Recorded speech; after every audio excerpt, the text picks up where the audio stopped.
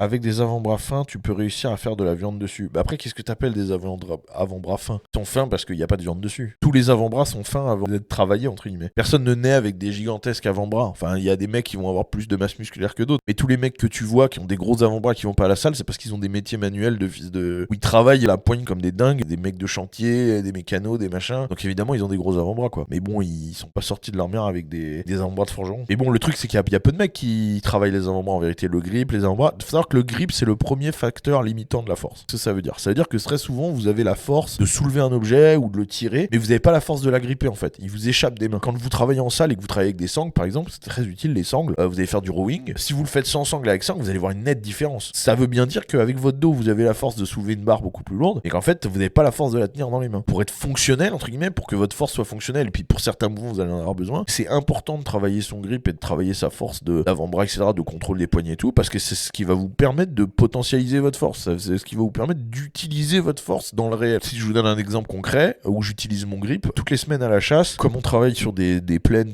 des grandes plaines, des grands espaces ouverts, on va tirer des sangliers, ils vont se barrer assez loin, ils vont crever un peu partout. Ensuite, on va aller les chercher pour faire un tas, pour faire une photo, ou alors pour les éviscérer, etc., pour la viande. On va garer le pick-up le plus près qu'on puisse, mais bon, il y a des zones qui sont pas du tout... on va pas les rouler en plein milieu des champs et tout dedans. Et après, on barre à pied, et après, il faut les traîner, les bordels. Et en fait, quand vous attrapez une patte de sanglier, bah, vous fait un bazar large comme ça, quand ça vous avez un gros sanglier. Ça glisse parce que c'est plein de boue, de sang et tout. En fait, pour la traîner dans la boue, bah, il faut la gripper. En fait, la plupart des gens, ils peuvent pas, en fait. Ils peuvent pas traîner un sanglier comme ça en l'attrapant par la patte parce que bah, ça leur échappe des mains parce qu'ils ont pas la force de grippe, quoi. Donc là, moi, ça me sert beaucoup.